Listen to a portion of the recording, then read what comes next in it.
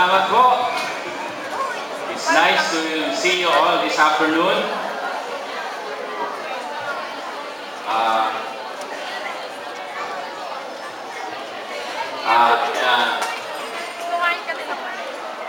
it's been 25 years since I was in your seat as a graduate of Holy Child Academy.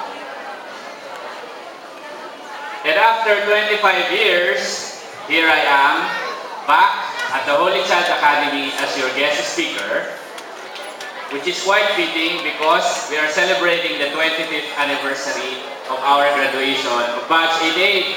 Mga Batch 88, saan kayo? Okay. The father of your valedictorian, Raymond Abal, was a batchmate of mine, and we received the same rating in NCEE, 99+. That was a record year for the history of the Holy Child Academy. The only time that 4 students got 99+ in the NCEE. Well, I have gone through so much experience. I've gone to UP, at my employment. But you must remember, at a certain point in time, I was also roaming around here in this campus as a little boy. And Mr. Takason was already there. As early as 30 years ago. And maybe some of the parents here. But enough about me. This is about you. This is an important day of your lives. And I'm glad that you've chosen me as your guest speaker and spend this special day with me. But somehow, I feel that I'm already too old or somehow mentally far removed from doing this after years of work in the DNR of trying to tackle serious problems in our society, in the environment, and in the world. Parang hindi ko na maisip maging guest speaker sa isang high school commencement exercises. Maraming tumatakbong bagay sa aking isipan. But I'm still glad that I'm here. And the only thing that I can do for you now is perhaps give you an advice as a big brother who somehow managed to get where I am after spending some time in a situation that you have right now. First lesson that I want to share with you is that you are only 16 years old. And yung elementary, 12 years old. You're still too young to face the world. Kaya, yung team ninyo na K-12, medyo appropriate yon. Because in other countries, they graduate in high school at the age of 18. Medyo mature na yung tao, yung mga estudyante. But you are graduating at 16, you're quite young. You're not yet ready to face the world. So, you have to rely on the comfort and the support provided by your families, by your parents. Kung anong sabihin nila, sumunod muna kayo. You are not yet in a position to make important decisions in your lives. Maswerte kayo at sinusuportahan kayo ng mga magulang ninyo. So take advantage of that habang nandyan pa sila at sinusuportahan pa kayo. For once after you graduate from college and you start looking for work and somehow you find work, then their support will somehow diminish. They expect you to be more independent. So right now, suklian ninyo ang pagsuporta nila sa inyo. Makinig kayo sa kanila at para may pagpatuloy nila ang pagsuporta sa inyo ng buong-buo. Okay, that's the first lesson. Second advice is nurture self-discipline. one of my bosses, Attorney Simeon Marcelo, the former Solicitor General and former Ombudsman of the Republic, always told us in the firm, told us, the younger lawyers in the firm, that indeed the most effective way of gauging or determining success among young people is the marshmallow test. Okay? Alam niyo yung marshmallow test? Yung mga school children, mga 2-year-old or 5 years old, basta maliliit na bata, bibigyan sila ng marshmallow. Nakaupo sila sa harap ng mesa, tapos aabutan sila ng plate of marshmallows. Sasabihin nila doon sa bata, huwag mo munang kakainin yung marshmallow. Antayin mo, sasabihin ng magulang niya, antayin mo sasabihin ko sa'yo, or wait for my permission before you eat the marshmallow. Okay? Hindi alam ng bata, kinukunan siya ng video. Okay? So, magtatago yung magulang. Okay? So, yung bata nakatingin sa marshmallow. No? Matitempt siya ngayon kasi masarap yung marshmallow. Okay? So, yung iba, immediately, pag alis ng magulang, kukunin ka agad yung marshmallow kakainin. Yung iba, mag-aantay ng 5 minutes, 10 minutes, saka kukunin yung marshmallow at kakainin. Yung iba, mag-aantay talaga, antayin yung magulang bumalik. At pag binigyan na ng permission para kainin yung marshmallow, doon lang nila kakainin yun. And guess what? After several years, when these children were already adults, tinignan ang kanilang estado sa buhay. It clearly showed that those who waited to be told before eating the marshmallow, na inantay nila yung magulang nila na sabihin kung kailan nila kakainin, yun ang pinaka-successful. Yung mga bata na hindi makapag-antay, pag alis ng magulang, kukunin ka agad yung marshmallow, sila yung less successful. The lesson there is, the kids, the young children, who can exercise self-restraint, self-control, and discipline, end up the most successful later in life. So that's the second lesson. If you are able to postpone gratification or immediate satisfaction, if you can discipline yourself to wait for the proper time to get the reward, then you will get the biggest reward. Okay.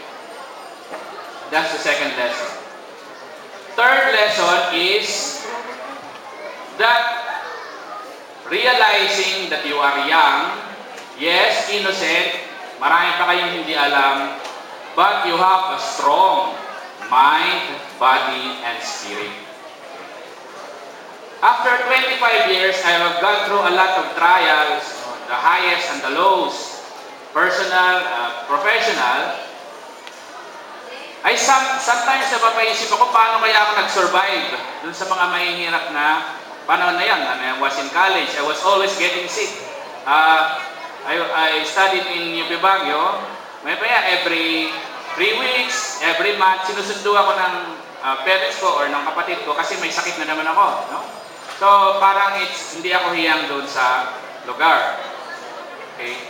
And then, you suffer discouragement among your peers, among your teachers, etc., etc. Merong kang professor na parati kang favorite to pick on you. Particularly because I was a student leader in UP Baguio, so kung minsan, inaasar ka ng mga teacher mo. No? With all the work that I have done in the firm, sometimes dati hindi ako natutulog for several days, iniisip ko, paano kaya ako nakasurvive? Well, because I was young and I'm still young. Okay? Your youth gives you power in mind, body, and spirit. Okay? So even though you're still lacking in ideas and wisdom, you have a powerful body, mind, and spirit. You can fight. No? You can fight obstacles, distractions, challenges, enemies that desire you to fail. you can fight them. Provided, as I have told you, you have discipline and self-control. Okay. Another lesson, okay, that I can share with you is that you should have compassion for others. It is not enough that you think only of yourself. No? Kasi kung sinabi ko sa inyo, you should have, you rely on your parents. No? That's quite selfish. Discipline, you try to discipline yourself. You're focusing on yourself. And then, if you rely on your body, spirit, and mind, that's still quite selfish. One thing that will enrich your life and your personality is being compassionate with other people. Have concern for your neighbors, for your friends, even those that do not really care for you or do not support you. Care even for the country, for the community, for the environment, for the world. Because if you care for these things, you will understand more about the things around you. No? Mas maintindihan mo kung paano makisama, makibagay, maging kaibigan, maging tao as a person. Okay? There are dimensions in your mind, in your spirit that will open up if you have compassion for other people. And if you have compassion for other people, you support other people, others will also support you. Even the community will support you. Doon sa ginawa ko doon sa investigador, for a year, I tried to come up with a strategy on how to catch yung mga illegal na nagbebenta ng mga lupa. And all those years, I have partnered with NGOs, people's organizations, at pinakita ko that I'm serious with my work. Okay? Na hindi ako the usual government employee or official na ningasugon, naghahanap ng pogi points para sumikat, or corrupt. No? I showed them I'm sincere. And so when I needed their support, they came to me. Isang text lang, sabi ko, I needed your support. Asan yung mga complainants ng mga nabiktima ng taong ito? The following day, they all came in full force. Isang text ko lang. Okay. So if you show compassion for the environment, for others, then others and even the environment and the world will also care for you. Last and final lesson, you should have a sense of justice. It is not enough that you care for your friends or your family or for the environment, or you have self-discipline. Okay. Or if you nurture your spirit and mind, you must also have a sense of justice. Because it balances everything.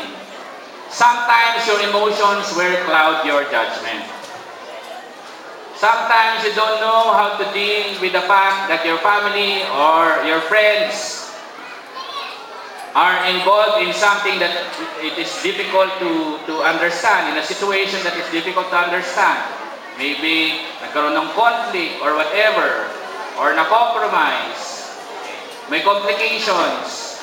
The thing that will make you decide and make you see the right path is to have your sense of justice. Ano ang tama? Kasi kung minsan hindi mo na maisip anong gagawin mo. And the only thing that will save you is do the right thing. Okay. For sure, if you do the right thing, may mga taong masasaktan. Even your friends, maaaring masaktan. Even your family members, maaaring masaktan. Even your community, perhaps, even your future might suffer for a while. But if you do justice, you do the right thing, then you will have peace in your heart. And towards the end, as you pursue your adulthood,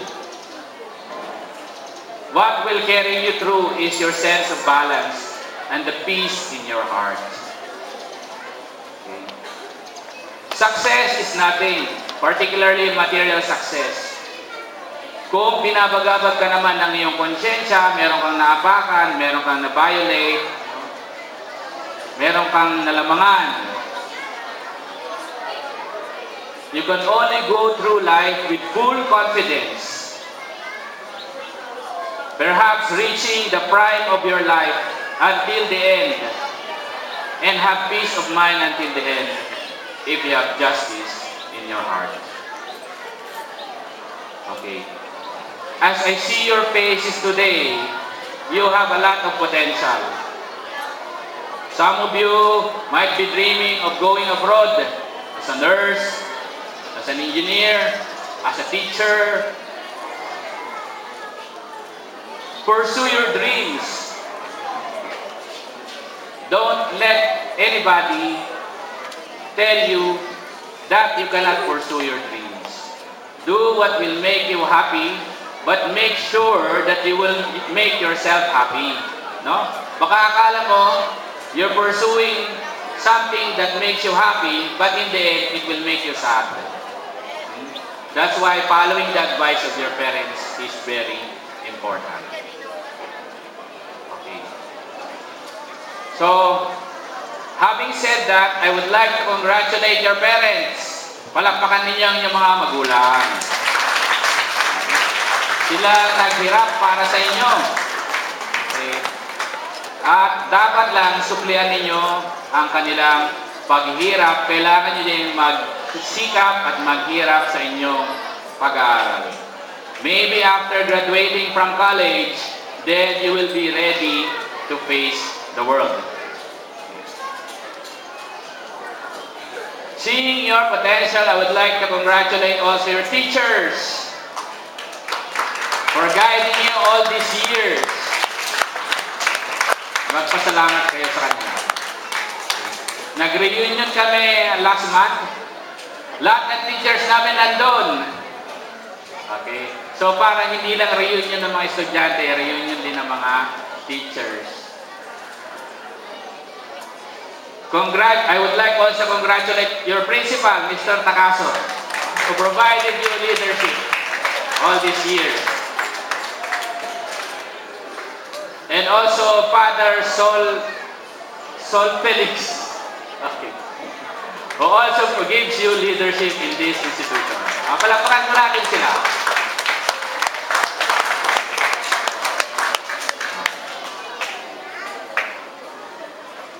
Hopefully, 25 years from now, you will also be in my position. Having said that, I wish you all the best. I wish your family more enjoyment, your parents more enjoyment with you, being proud with you, proud of you as their children. And I wish the entire Holy Child Academy continued existence and prosperity. No? We prosper through knowledge. I wish this institution well because I also came from here. Sinabi ko sa inyo, marami na akong pinagdaanan, but a lot of the skills that I have, a lot of the nurturings I received, it came from here. The tradition of excellence that I carry on to my job, to my previous schools in UP, it all started here in the Holy Child Academy. So wherever you see me, you will always see the Holy Child Academy. Mabuhay tayo lahat! Magandang hapon po.